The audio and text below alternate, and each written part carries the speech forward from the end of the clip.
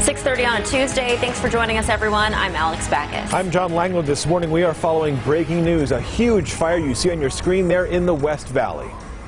Yeah, look at those flames. It started around midnight near Tropicana and Fort Apache. It burned for several hours. Our team has been following the latest for you all morning long. Bianca Holman, keeping an eye on social media, has incredible video from you, the viewers. We're going to start with Hector Mejia with a look at the investigation. Hector, good morning.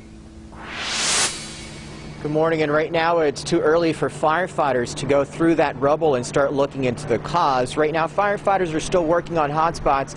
Out here live, you can see some of the white smoke that's rising from that pile of debris. And right behind me, this is where we're told the fire gutted more than 200 apartment units that were under construction. Off in the distance, we see a building with several floors. The Clark County Fire Department says this was the Eli at Fort Apache project, and it was halfway done. They were pre-leasing for February of this year, according to their website, so a huge setback for that project. Their cameras captured the earlier, larger flames. This is directly behind the Crossroads Plaza Shopping Center, close to businesses and homes by Fort Apache and Tropicana. We were told this is one of the biggest fires for some of the crews out here. At one point, this looked like an inferno, with flames appearing to shoot hundreds of feet into the air. And multiple departments came out here, more than 100 firefighters from Clark County, Las Vegas, North Las Vegas, and Henderson. Thankfully, though, no injuries to report this morning. And the high winds made things really difficult for firefighters overnight. We know that some areas had 30-mile-per-hour wind gusts overnight, but again, no reports of injuries. That's the latest from my vantage point. Our live team coverage continues with Bianca Holman.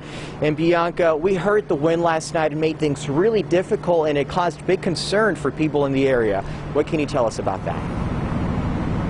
Yeah, well, Hector, we're on the other side, the south side of this apartment complex fire, and as the sun begins to rise, you can really see the damage from this side. They actually just stopped putting water onto the flame, onto the smoke here, and to the embers that were still inside the building. But there were evacuations in the area because there are homes and apartments in this area.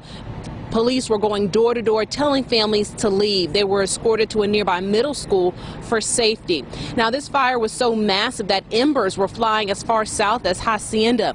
Firefighters were putting out small bush and tree fires throughout the night. And these viewer pictures and videos show you just how high the flames got.